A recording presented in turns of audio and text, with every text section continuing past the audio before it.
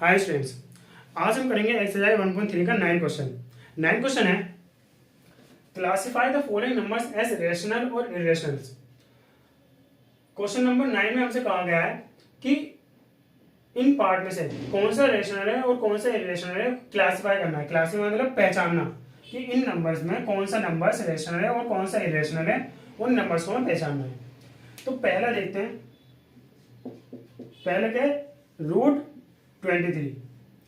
अब देखो रूट 23 क्या है, रूट के अंदर हमें पता है कि रूट के अंदर जिन नंबर्स का पेयर बन सकता है उन्हें परफेक्ट स्क्वायर रूट कहते हैं। जैसे कि रूट फोर के अंदर रूट फोर का रूट के अंदर पेयर बन सकता है। तो जिन नंबर्स का रूट के अंदर पेयर बन सकता है उन नंबर को हम कहते हैं परफेक्ट स्क्वायर रूट। और जितने भी परफेक्ट स्क्वायर रूट्स होते हैं वो सारे के सारे क्या होते हैं, रेशनल होते हैं, रेशनल नंबर्स होते हैं। लेकिन यहाँ पे देखो क्या है, रूट 23। क्या रूट 23 का पेयर बन सकता है? कोई पेयर है? सोचो, क्या कोई पेयर है? नहीं है। लेकिन रूट 23 की वैल्यू क्या होती है? 4.795 कुछ यही होती है, dot dot dot dot dot चलती रहती है। और ये कैसी वैल्यू है? Non terminating and non repeating decimal. ये कैसा डेसिमल है? Non terminating and non repeating decimal. और जितने भी non terminating and non repeating decimal होते हैं वो सारे के सारे क्या होते हैं? इरेशनल होते हैं। तो पहला क्या हो गया? इरेशनल। पहला हो गया इरेशनल नंबर्स। अब देखो इसे और अच्छे से कैसे लिखेंगे पेपर में, तो इस क्वेश्चन के नोट्स मैं आपको डिस्क्रिप्शन बॉक्स में दे दूंगा, वहां से देख सकते हो आप किस तरीके से लिखेंगे। क्वेश्चन नंबर सेकंड है रूट 225। अब 225 जो है वो किसका परफेक्ट स्क्वायर रूट होता है? 15 का। भाई 15 का जब हम होल स्क्वायर करेंगे ना तो ये आता है, ठीक है। तो 225 का जो परफेक्ट स्क्वायर रूट जो होता है वो क्या होता है? 15। और 15 क्या है? Terminating number. और जितने भी टर्मिनेटिंग नंबर जो होते हैं वो सारे के सारे क्या होता है? रेशनल। तो सेकंड आंसर क्या है? Rational number. सेकंड नंबर कौन सा है? Rational number. सेकंड हो गया। अब चलते हैं थर्ड वाले पार्ट पे। थर्ड में है 0.376। अब देखो इस वाले, ये क्या है? ये टर्मिनेटिंग डेसिमल है। इस टर्मिनेटिंग डेसिमल को सोल्व करने का तरीका होता है, पॉइंट हटाओ, पॉइंट के बाद जितने भी डिजिट हैं उस डिजिट के बदले डिनोमिनेटर में उतने जीरो लगा दो। जैसे पॉइंट हटाया, पॉइंट के बाद कितने डिजिट थे? 3 जीरो लगा दिए। तो ये आ गया पी बाई क्यू की फॉर्म में। अब देखो ये क्या है? पी बाई क्यू की फॉर्म में। और पी बाई क्यू की फॉर्म में जो भी नंबर होता है उस नंबर को हम क्या कहते हैं? Rational number. तो थर्ड का आंसर, थर्ड कौन सा नंबर है? Rational number.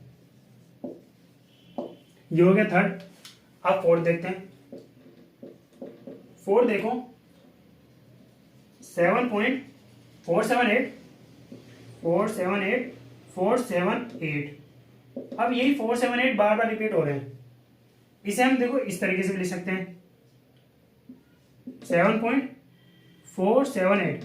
पॉइंट के बाद जितने भी नंबर रिपीट करने हैं उसके ऊपर ये बार लगा दो। इस बार का मतलब होता है कि वो नंबर अपने आप को बार बार रिपीट कर रहा है। तो ये कैसा नंबर है? Non terminating and repeating decimal. और जितने भी non terminating and repeating decimal होते हैं वो सारे के सारे क्या होते हैं? Rational numbers.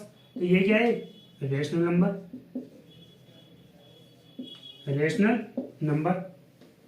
ये हो गया क्वेश्चन नंबर फोर्थ। अब चलते हैं फिफ्थ पे, मतलब नाइन्थ का फोर्थ पार्ट हो चुका है। अब चलते हैं फिफ्थ पार्ट पे। फिफ्थ पार्ट में देखो 1 के बाद 0, ठीक है। फिर देखो 1 के बाद फिर 0। देखो इसमें एक मिसप्रिंट है। मिसप्रिंट ये है कि यहां पर 1 है, ऐसा करके 1 पॉइंट फिर ये नंबर है। अब देखो यहाँ पे जो पॉइंट के बाद जो 1 जो आ रहा है, 1 के बाद 0 आ रहा है, फिर दोबारा 1 आ रहा है, 1 के बाद 0 आ रहा है, लेकिन 0 के साथ एक और 0 आ रहा है। यानी कि 0 और 1, पॉइंट के बाद जो 1 और 0 रिपीट तो करने लेकिन एक कॉन्स्टेंट पैटर्न से रिपीट नहीं करने। जैसे कि ये कर रहे थे, पॉइंट के बाद 478 एक कॉन्स्टेंट पैटर्न से रिपीट कर रहे थे। 4 के बाद 7 आ रहा है, 7 के बाद 8 आ रहा है, 8 के बाद 4 के बाद दोबारा 7, 7 के बाद दोबारा 8 के बाद फिर से 4। ये कॉन्स्टेंट पैटर्न से रिपीट करते हैं। और पॉइंट के बाद जो नंबर अपने आप को कॉन्स्टेंट पैटर्न से रिपीट नहीं करते और ना ही स्टॉप होते हैं, ऐसे नंबर को हम क्या कहते हैं? Non terminating and non repeating decimal. और जितने भी non terminating and non repeating decimal जो होते हैं वो सारे के सारे क्या होते हैं? इरेशनल।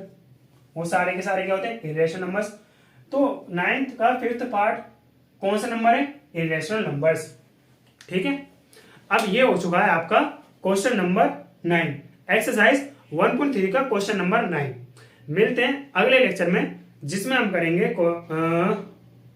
एक्सरसाइज 1.4। तो तब तक के लिए पढ़ते रहिए।